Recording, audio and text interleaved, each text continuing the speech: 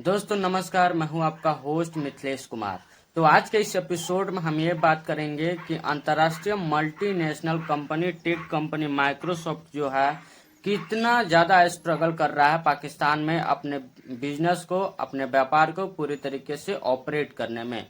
दोस्तों मैं आपको आसान भाषा में समझाऊंगा। एक बहुत बड़ी रिपोर्ट सामने निकल के आ रही है और वो रिपोर्ट सुनने के बाद आपको बहुत ज़्यादा हैप्पी मूड में लेके जाएगी। दोस्तों रिपोर्ट यह है कि Microsoft exit Pakistan, all staff expected to leave soon, ex country head से इट्स सबरिंग सिग्नल ऑफ।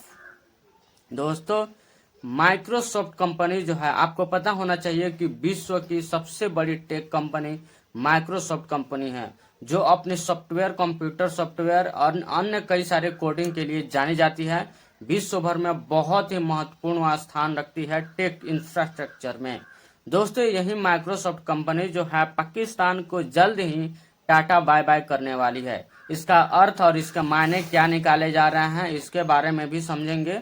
साथ ही साथ हम ये समझेंगे कि पाकिस्तान में ऐसा क्या हो गया कि इतनी बड़ी बड़ी मल्टीनेशनल कंपनी जो है छोड़ करके पाकिस्तान को जा रही है और इसका क्या परिणाम हो सकते हैं।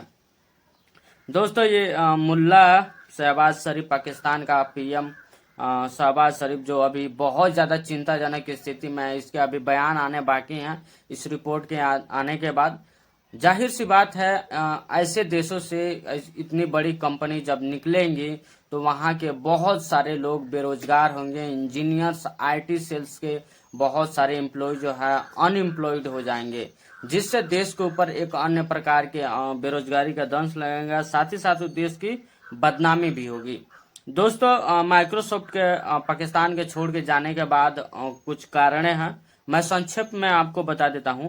पाकिस्तान के कमजोर और आर्थिक व्यवस्था, जिसमें लागत मुद्रा का अवमूल्यन, उच्च मुद्रास्फीति और व्यापार घाटा शामिल है, कंपनियों के लिए काम करना मुश्किल कर दिया है। ये जितने भी सारे पाकिस्तानी मुल्ले या फिर अनपढ़ गंवार मदरसा छाप ये ऐसी पॉलिसी बनाते हैं जो किसी कंपनी के द्वारा उसको ऑपरेट करना, उस नियम को, कानून को पालन करना और अपने कंपनी को प्रॉफिटेबल रखना बहुत ही ज़्यादा मुश्किल होता है। दोस्तों निष्कर्ष थोड़ा सा बहुत यह है कि माइक्रोसॉफ्ट का पाकिस्तान से बाहर निकलना सिर्फ एक कॉरपोरेट कदम नहीं है, यह पाकिस्तान के कारोबारी माहौल की उन गंभीर चुनौतियों को दर्शाता है जिनसे बड़ी वैश्विक कंपनियों के लिए वहां का टिक पाना बहुत ही ज्यादा मुश्किल है। आपको पता भी होगा कि पाकिस्तान जो है पूरे दुनिया में टेरर फंडिंग का और टेरर ऑपरेटिंग और टेरर ट्रेनिंग का सबसे नंबर 1 कंट्री है।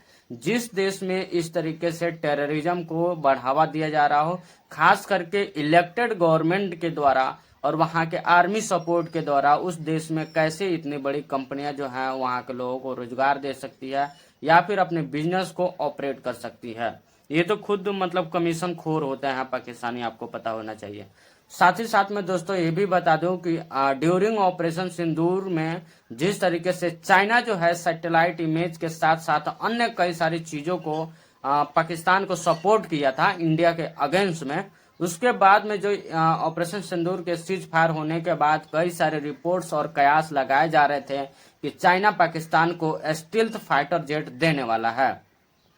बीच में कई सारे वहाँ के छोटे मोटे जो पत्रकार हैं पाकिस्तान के या फिर दल्ले नेता हैं, उन्होंने बाकायदा इस बात की कंफर्मेशन भी करी कि हाँ चाइना जो है हमें देने के लिए ऐसी ऐसी चीज़ों की राजी हो गया है। लेकिन दोस्तों मैं ये बता दूं कि पाकिस्तानी इतने झूठे और लबरे होते हैं, उनका कोई हद हिसाब नहीं होता। उनका झूठ अभी पकड़ा गया है, झूठ पकड़ा गया है। मैं आपको बता दूं कि पाकिस्तान के रक्षा मंत्री ख्वाजा आसिफ ने इस रिपोर्टों को खारिज कर दिया है। उनका कहना है कि केवल मीडिया की बातें और चीनी रक्षा बिक्री के लिए कोई अच्छी खबर नहीं है, और इसमें और भी स्पष्ट रूप से चाइना जो है इंक्लूडेड है। चाइना भी स्पष्ट कर दिया है, न तो पाकिस्तान और न चीन की सरकारों के आधिकारिक तौर पर इस सौदे की पुष्टि की गई है। यानी दोस्तों पाकिस्तान को आने वाले समय में बहुत सालों तक जो है स्टील्थ फाइटर जेट नहीं मिलने वाले हैं। स्टील्थ फाइटर जेट वही होता है जो रडार के पकड़ में नहीं आता है। अगर स्टील्थ फाइटर जेट पाकिस्तान को नहीं मिलता है तो आने वाले समय में इंडिया के लिए एक बहुत ही अच्छी खबर है, क्योंकि पाकिस्तान को कूटना भी है और बहुत अच्छे से कूटना है। दोस्तों ये रिपोर्ट समझ के आपको क्या लगा, आप कमेंट बॉक्स में जरूर बताइए। साथ ही साथ मैं आपसे आग्रह करूंगा कि कन्याकुमारी से लेकर के हिमालय तक यानी कश्मीर तक और पश्चिम बंगाल से लेकर के पंजाब और दिल्ली तक हर एक लोगों को पता होना चाहिए कि हमारे दुश्मन मुल्क पाकिस्तान में इंडिया के अगेंस्ट में वो कौन कौन सी बातें चल रही हैं, सब किसी को पता होना चाहिए। साथ ही साथ इंडिया के विरोध में वो कौन से लोग हैं जो दिन प्रतिदिन अपना एजेंडा, अपने फेक प्रोपेगेंडा चलाते रहते हैं। हम उन सभी लोगों को, उन सभी एजेंसियों को, उन सभी नेताओं को पोल खोलेंगे यहाँ पे पूरे डीपली और सच्चाई के और तथ्य के साथ। तो प्लीज आप हमारे चैनल को सब्सक्राइब कीजिए, वीडियो लाइक शेयर जरूर कीजिए। जय हिंद।